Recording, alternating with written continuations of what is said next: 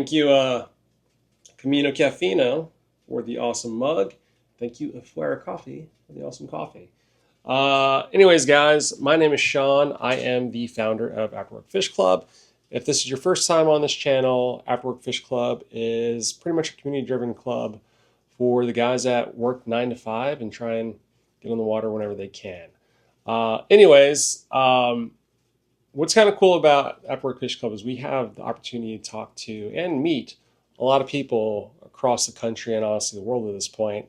And I've started recording their conversations with me, and I wanted to use this platform as a way to kind of share, their raw conversations. I don't really think this is a podcast just because it's not, I don't know what I'm doing here, but what it is a good conversation. So for this week, I'm happy to announce and actually post here shortly, a nice raw conversation with the founders, or with a couple of the founders of Soul Fly CHS, which was a festival that was focused around fly fishing, sustainability, music, art, and food that took over the finery in Charleston, South Carolina this past May. They had bands like the Stews playing, Leon Magson, I think that's how you pronounce his name, and then Mountain Grass Unit, and then also the Banditos. And I think it was over 1,600 people ended up showing up. And from what I hear, it was also the third highest alcohol sales that the refinery has ever had for an event. So it was a great time. I could talk more about it, but what I want to do is just post this conversation that I had with the guys before the event actually took place, and let you guys learn about, why they came up with this concept, what their hopes and dreams are for the future.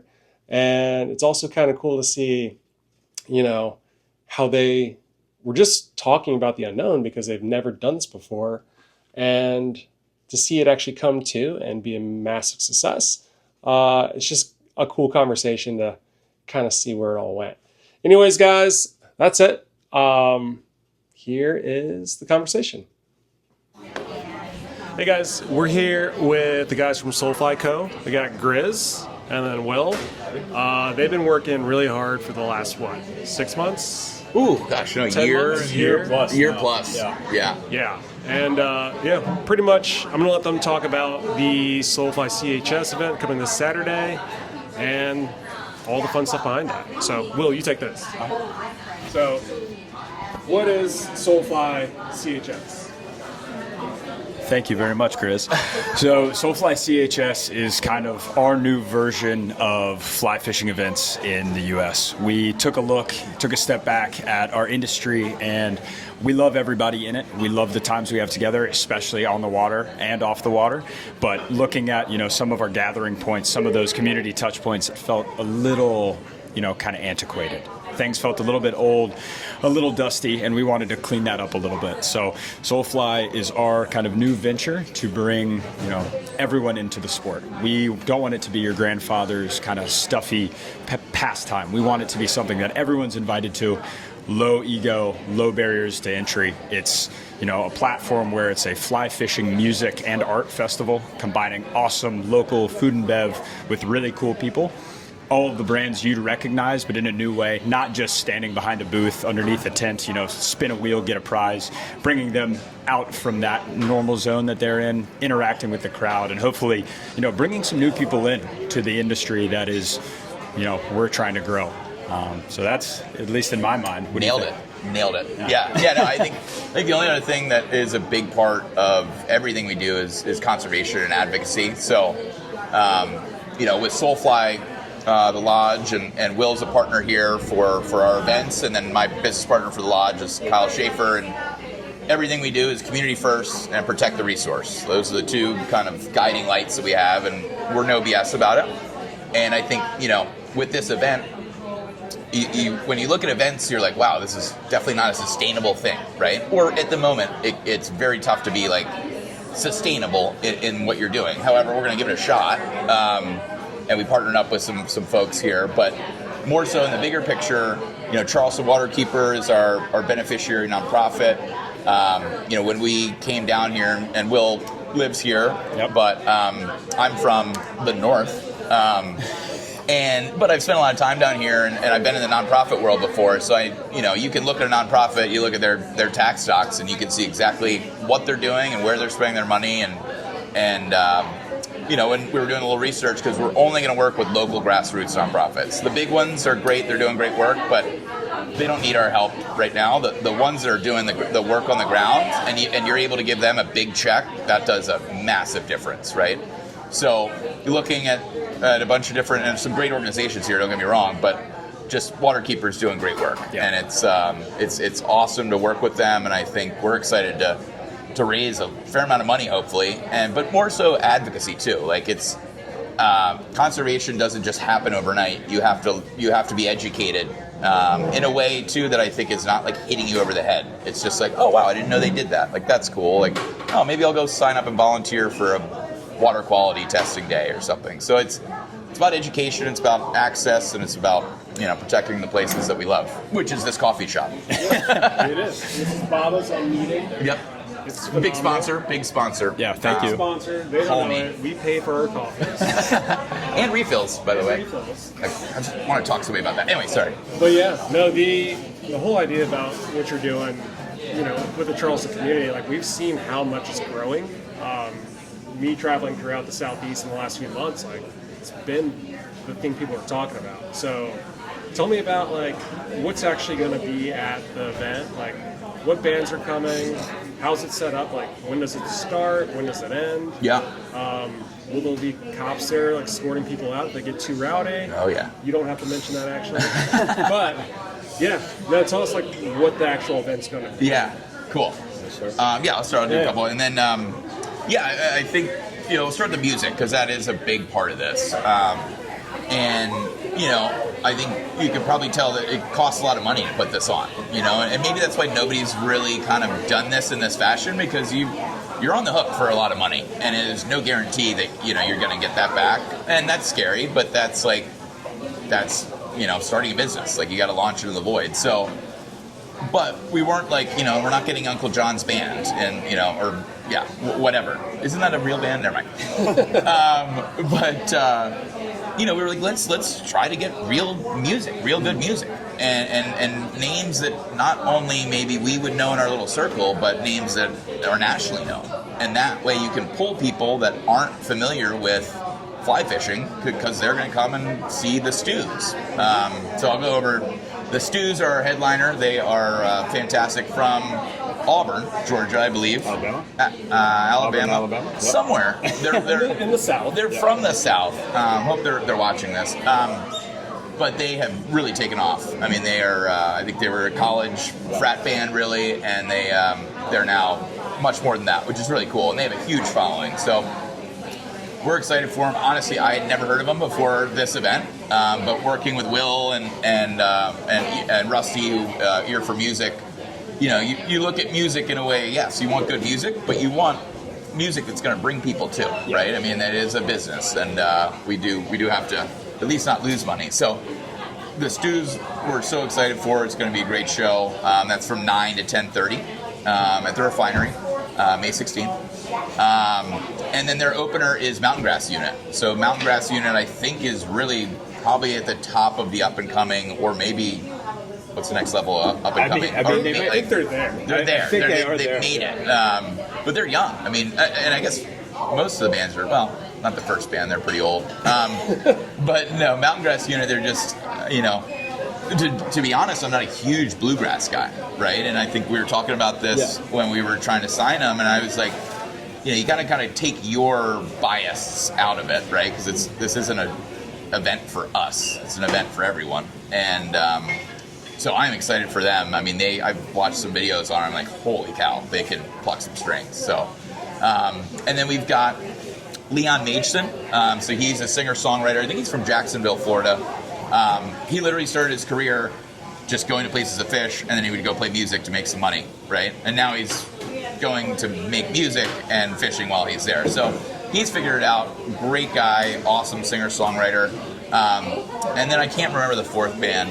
I don't know if we need to even talk about yeah, them. no. Bandito, so they're a local band. Paul Puckett, I think most people know he's the center there. Jake Skelton and the other guys. So they are actually, to be in all honesty, they're awesome. Like, Great. Yep. I would be nervous if I was at any of the other bands. Like they're gonna freaking rock. So that's the music. Maybe you want to take kind of art, or Happy to. So, I mean, as far as art goes, we've got an awesome presence from quite a few different people.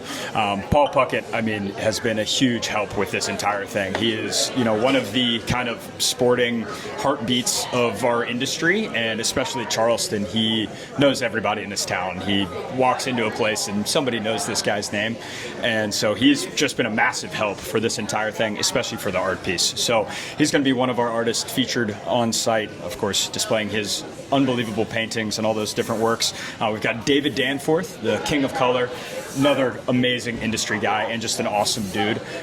Known for his vibrant colors, of course, fishing-related art, same as the rest of the crew, but he's a really awesome guy. He's going to be helping us out as well with some of the decor, some of the banners, signage, hats, things like that, which is going to be really neat. So you kind of have a artist's personal touch on all that stuff, which is really nice. And keep going, but I think that too, like that decor aspect, like that was a big thing we talked about early on. Like for sure, when you walk into a place, like take this place for example, like it's a cool old building, industrial kind of vibe, and it's just got this cool, it's a good vibe.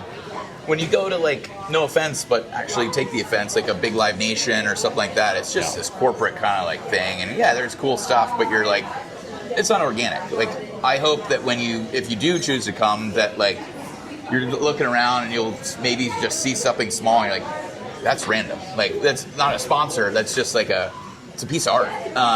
So I think that visual decor is very important for just the aesthetic, and to not only that we all love in the sport, but like that some newcomers can be like, wow, this is a pretty crazy thing that everybody's doing here. Exactly. And I think it just speaks to the whole, we want this vibe to be very inviting, very comforting, and, kind of very laid back at the end of the day. We want everything along the margins to lean into fun, lean into comedy, lean into just kind of relaxing, hanging out with the people that we all love most, and then hopefully bringing some new folks into that. We've got a couple artists there as well that I don't want to forget. Ashley Weber does some really cool metal work, also, industry focused kind of stuff, outdoors fish related, really, really neat stuff. So excited to have her. And then we've got Alexander Nicole, of course, who is, she's my favorite, but just amazing kind of multi mediums, and she's got a really cool background too, that if you do come, ask her about it. But that's also the point is like, yes, you'll see art, and I love seeing art, but being able to talk to the artists while they're making the art, I think is awesome, right? Because you're in it, you're a part of it, and then you're screwed because then you're like, I want to buy it. That's the whole track. I mean, I'm broke. And it's we all are. I should have started this, but and then we've got Justin Hodge. He'll be there with his photography will be there. Unfortunately, Justin won't be there, but we've got some other folks that'll have stuff around as well. But Yeah, I would say that's probably the biggest synopsis as far as art's going. And then, food is another massive part of this event. Of course, Charleston being an amazing food town, we're really lucky to have all this kind of out our back door. Let's not tell them what they have to come find out. All right, come find out. Okay, come eat and come find out. It's just, like Will said, it's we didn't just like put out a flyer and say who wants to come sell food. Like we were very intentional about it, and well, go ahead. I don't want to talk about it. What I was going to say is, it seems like you guys definitely didn't do the easy route of saying, hey, let's just get a food truck. You actually have curated food vendors or, establishments coming, which is pretty great. Yeah. I wouldn't say anything that we do, really in anything Soul Fly is, just willy-nilly. It's very much intentional, and I think that hopefully shows it, it shows off the lodge for sure, and I think hopefully the same for the events. For sure. I'm pumped about it. This is one of those things I feel like the community needed something like this. So just having the chance to be a part of seeing what you guys are doing has been pretty incredible. So well, and in all seriousness, yes, we put on this event, but it's more your event. right? Like you're being the community. You know, you've got Afterwork Fish Club, you've got Cast and Drafts, the Lady Fly Club, you know. Just this community in Charleston has blown my mind because there's already a community here, right? And it's just, all we're trying to do is just be a catalyst to make it stronger and larger. But it's, you know, going down to Jared's event the other weekend, shout out Jared on the Fly Outfitters. You know, like I was just like amazed. You know, it's just such a welcoming and open community. There's no real, the ego isn't really there. You know, and no offense if you go up north, it's a lot of egos and a lot of kind of jadedness sometimes. And we could learn a little bit from our our brothers. Well, that's the beauty of being in the South is like, no matter where you go, you can like message somebody that you just might have connected with on Instagram. Like, Yeah. hey, I'm here. Yeah. Let's go fish. And like, Yeah. everybody's always like, absolutely. What time? This is the best tide. Let's Yeah. go this. Like, it's just a really cool community. Yeah. For sure. No, But it's a community-driven event, so we want to, you know, by year 3, I hope to not be running it. I'm kidding, but you know, we want to take feedback after year 1. We're not going to do this perfectly, but you know, you might as well go full ass and try, and then get feedback as we move forward. So please, like, if anybody wants to, like, after the event that they go to, tell us what they think should be there next year. Yeah, 100%. And if you're anywhere else in the country and you think, hey, this would be pretty cool in my town, you let us know. Call Will. Call me, and don't call Grizz. He's got too many calls coming through. But yeah, we're, you know, trying to capitalize on these places where there is a tight-knit community, but we think that there could be more events, catalysts for more action, you know, more conservation, more advocacy. That's why we chose Charleston. You asked me that earlier before we started going, hey, why did you pick Charleston for this event? It's because I'm from kind of all over the place. Born in Atlanta, grew up in Colorado, but came back down here after I graduated from USC, and I found such an awesome fishing community. But, you know, it was kind of hard to find time to interact with everybody because we're all out on the water. Charter captains obviously are busy as shit. Everybody else has their own stuff going on. So, you know, only a couple small things here and there could really bring everyone together. So I told Grizz about this and was like, hey, we got to do one down here. I mean, the people are asking for it. It's such a vibrant town. The energy's amazing. So much fun, youthful energy. We got to bring, you know, a bigger concept here. So that's why we ended up in Charleston for sure. I know you already mentioned that you're going to do another one next year. So by the time this comes out, Yeah. it's going to be after the first one. Yeah, and there'll also be a GoFundMe page for just me. Just for no, Grizz. I'm kidding, but yeah, I mean, we're locked in. I won't say the date right now, but it's probably a very similar weekend as this event in May. So we're not going anywhere. Whatever happens this year, we'll be back, and it's just it's special to spend time down here. For sure. And you got perfect weather coming too, and flood tides. And literally, I didn't even say that word. I didn't even look. And then Paul Puckett texted me, and it was like cryptic. And he was like, "But something's working out." And it was like a week out, and I was like, "Fuck, all right, excuse me, I'll look at it, right?" And it was like, "That's a pretty stable weather system. Like, we're gonna be fine. We're good now." Yeah, but that's a massive, you know. Big concern with stuff like this. Yeah. You can't control it, so you might as well not worry about it. Yep. You know, I mean, obviously the day of the event, I'll just be like crying in the corner if if nothing works out. But you know, I don't know. I try to live life where if there's factors you can't control, like don't worry about them. I mean, that's easier said than done. But when you have a beautiful weekend, boy, that's helpful. The most corporate term ever that I hear every day: control your controllables. Oh, That's gosh. all you can do, Well, right? parking lot it, and then we'll circle back. Yeah, exactly.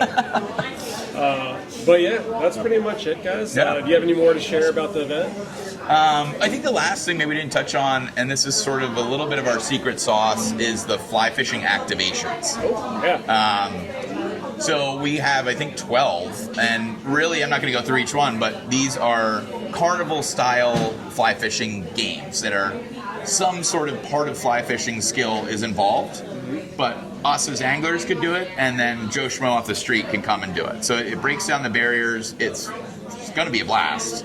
I mean, you do have to maybe drop your own whatever you have and just say, okay, I'll be an idiot or a kid for a second. But I think we all want to be kids. So I'm so excited about it. Like, when this first came into sort of my head, I was just like, that was like a first thing. I was like, let's just have fun. And like, and how do you do that on land, right? And not fishing. So I'm excited and hopeful that these that are in my head will come to fruition. But yeah. Well, it's like I was supposed to be in after work casting drafts Lady Fly Cup booth, but I'm gonna make my wife be there so I can go like do some of those. Yeah, exactly. And you'll have let's see, probably the fly what we can't call that the fly pong game, the fly liquid pong game. Yeah.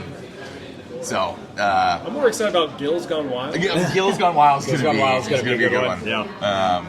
Plenty of exciting activations. Yeah. There'll be a lot to do, and there'll also just be if you just want to chill out and not, you don't have. We're not going to force you to do anything, but it's I like to have stuff to do, and it's just we've got there's a lot going on. It's from 2 o'clock to 10:30, so it's a long window, But that first 4 hours, 3.5 is really focused on fly fishing. No live music at that point. So yeah. And then just kind of close this out.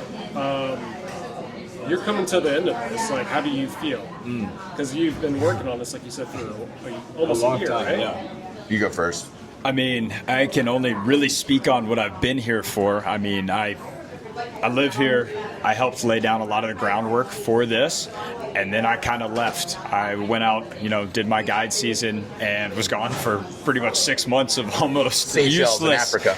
I just kind of left it, and looking back now, just been back, almost 2 weeks. The amount of work that Grizz, Dev, Kyle, Kitchery, everyone at the refinery, Ear for Music, all the work that they've put in has been unreal. And I mean, ironing out all the small details here, fine-tuning everything the best that we can has been amazing. I mean, the next 3 days are going to be a whirlwind. There's a lot, still to get done. That's the nature of these events. So you can only do so much until it really comes down to it. But I feel like we're in a really awesome place. We've got some really nice buzz happening right now. Just looking forward to it, man. I think it's going to be kick-ass. And, let's just hope we don't burn it down so we can come back next year. Right. Yeah, I mean, I'm psyched for it. I think my stress level has been through the roof, and I haven't slept much in the past 2 weeks, and there's a pit in my stomach every day. But, we have a great team. We have great people around us that are helping us. I'm excited to just get to the weekend. Because then, like Will said, it's just like, unless there's an emergency, I'm going to enjoy it too. Yeah. So that's why you plan these things. That's why you prepare. So pumped, but would love to get to sleep at some point. Well, all of us are rooting for you guys. Well, you're part of it. You're a part of it. If it fails, it's your fault. It's my fault, and I'll take it. I'll change my name to before work. Yeah, no, I'm going to start. Go, I'm going to start. I'm going to golf after this, I think. Yeah. It's pretty much the same thing. We're just sucking no matter what. Yeah. Both expensive. Yep. Well, thanks for having the chat. Yeah, absolutely, guys. Well, I appreciate it. Yeah, thank you, Sean. That's pretty much it for this part. Yeah. See you guys. Toodles. So that's it, guys. I hope you enjoyed the conversation. Again, it's not really a podcast, it's just a conversation. Actually have a bunch of footage that I'll probably do a video on later, but summary of it was that was the day before the actual festival, and I think they had over 1,600 people come. It's a massive success. They're planning on doing it again next year. And they're also doing it in Boston in September. So I hope you guys enjoyed. If you guys are interested in Soul Fly and you want to bring it to your town, hit up Grizz, hit up Will. I know the guys are eager to kind of like spread their message and spread their philosophies elsewhere. So that's it. I hope you guys have a good weekend, good week, whenever you guys watch this, and hopefully we do more of these. All right, guys, see ya.